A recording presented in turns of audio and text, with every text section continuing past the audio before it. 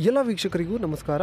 ವೀಕ್ಷಕರೇ, ದಿನಾಂಕ 14/4/2023 ಈ ವಾರದ ರಾಜ್ಯದಲ್ಲಿ ಗರಿಷ್ಠ ಬೆಲೆ ಎಷ್ಟಾಗಿದೆ ಅಂತ ಹೇಳಿ ಅಡಿಕೆಯ ಬೆಲೆ ನೋಡೋಣ. ಮೊದಲನೇದಾಗಿ ನಮ್ಮ ಚಾನಲ್ನ ನೋಡ್ತಾ ಇದ್ದರೆ ದಯವಿಟ್ಟು ಸಬ್ಸ್ಕ್ರೈಬ್ ಮಾಡ್ಕೊಳ್ಳಿ, ಹಾಗೆ ಫೇಸ್ಬುಕ್ಕಲ್ಲಿ ಫಾಲೋ ಮಾಡ್ಕೊಳ್ಳಿ ಅಂತ ಹೇಳ್ತಾ ಈ ವಿಡಿಯೋಗೆ ದಯವಿಟ್ಟು ಎಲ್ಲರೂ ಲೈಕ್ ಮಾಡಿ, ಹಾಗೆ ನಿಮ್ಮ ಸ್ನೇಹಿತರಿಗೆ ಶೇರ್ ಮಾಡಿ.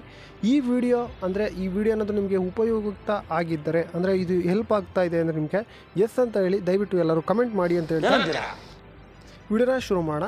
ಮೊದಲನೇದಾಗಿ ಬೆಟ್ಟೆಯ ಗರಿಷ್ಠ ಬೆಲೆ ಎಷ್ಟಾಗಿದೆ ಅಂತೇಳಿ ನೋಡೋಣ. ಚಿತ್ರದುರ್ಗದಲ್ಲಿ ಬೆಟ್ಟೆಯ ಗರಿಷ್ಠ ಬೆಲೆ 34,559 ರೂಪಾಯಿ ಆಗಿರ್ತದೆ. ಹಾಗೆ ಶಿವಮೊಗ್ಗದಲ್ಲಿ ಬೆಟ್ಟೆಯ ಗರಿಷ್ಠ ಬೆಲೆ 54,959 ರೂಪಾಯಿ ಆಗಿರ್ತದೆ. ಶಿರಸಿಯಲ್ಲಿ ಗರಿಷ್ಠ ಬೆಲೆ 45,299 ರೂಪಾಯಿ ಆಗಿರ್ತದೆ. ಹಾಗೆ ತೀರ್ಥಹಳ್ಳಿಯಲ್ಲಿ ಬೆಟ್ಟೆಯ ಗರಿಷ್ಠ ಬೆಲೆ 55,000 ಆಗಿರುತ್ತದೆ. ಸಿದ್ದಾಪುರದಲ್ಲಿ ಬೆಟ್ಟೆಯ ಗರಿಷ್ಠ ಬೆಲೆ 44,099 ರೂಪಾಯಿ ಆಗಿರುತ್ತದೆ.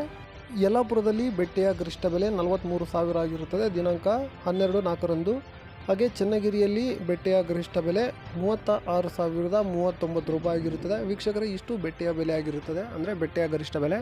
ಈಗ ರಾಶಿಯ ಗರಿಷ್ಠ ಬೆಲೆ ಎಷ್ಟಾಗಿದೆ ಅಂತೇಳಿ ನೋಡೋಣ. ವೀಕ್ಷಕರೇ, ಡೇಟನ್ನು ಕೆಳಗೆ ಮೆನ್ಷನ್ ಮಾಡಿದ್ದೇನೆ, ದಯವಿಟ್ಟು ಎಲ್ಲರೂ ನೋಡಿ. ಚಿತ್ರದುರ್ಗ ಮೊದಲನೇ ಮಾರ್ಕೆಟ್ 48,569 ರೂಪಾಯಿ ಆಗಿರ್ತದೆ. ಹಾಗೆ ಶಿವಮೊಗ್ಗದಲ್ಲಿ ರಾಶಿಯ ಗರಿಷ್ಠ ಬೆಲೆ 49,599 ರೂಪಾಯಿ ಆಗಿರುತ್ತದೆ. ಇನ್ನು ಶಿರಸಿಯಲ್ಲಿ ರಾಶಿಯ ಗರಿಷ್ಠ ಬೆಲೆ 48,299 ರೂಪಾಯಿ ಆಗಿರುತ್ತದೆ. ಇನ್ನು ತೀರ್ಥಹಳ್ಳಿಯಲ್ಲಿ ರಾಶಿಯ ಗರಿಷ್ಠ ಬೆಲೆ 50,339 ರೂಪಾಯಿ ಆಗಿರುತ್ತದೆ. ಸಿದ್ದಾಪುರದಲ್ಲಿ ಇಂದು ಗರಿಷ್ಠ ಬೆಲೆ 47,209 ರೂಪಾಯಿ ಆಗಿರುತ್ತದೆ. ಯಲ್ಲಾಪುರದಲ್ಲಿ ಈ ವಾರದ ಗರಿಷ್ಠ ಬೆಲೆ 53,309 ರೂಪಾಯಿ ಆಗಿರುತ್ತದೆ. ಚನ್ನಗಿರಿಯಲ್ಲಿ ಈ ವಾರದ ಗರಿಷ್ಠ ಬೆಲೆ 49,515 ರೂಪಾಯಿ ಆಗಿರುತ್ತದೆ. ಸಾಗರದಲ್ಲಿ ಈ ವಾರದ ಗರಿಷ್ಠ ಬೆಲೆ 48,209 ರೂಪಾಯಿ ಆಗಿರುತ್ತದೆ.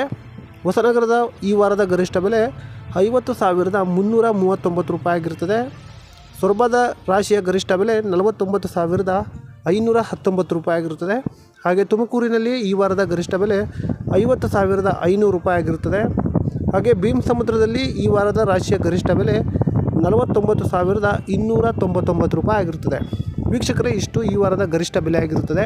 ಈ ವಿಡಿಯೋ ಏನಾದರೂ ನಿಮಗೆ ಉಪಯೋಗ ಆಗಿದ್ದರೆ ದಯವಿಟ್ಟು ಎಲ್ಲರೂ ಎಸ್ ಅಂತ ಹೇಳಿ ಕಮೆಂಟ್ ಮಾಡಿ, ಹಾಗೆ ಈ ವಿಡಿಯೋನ ಶೇರ್ ಮಾಡಿ ಅಂತ ಹೇಳ್ತಾ ವಿಡಿಯೋನ ಮುಗಿಸೋಣ. ಸಿಗೋಣ ಮುಂದಿನ ವಿಡಿಯೋದಲ್ಲಿ. ಎಲ್ಲ ರೈತ ಬಾಂಧವರಿಗೂ ನಮಸ್ಕಾರ.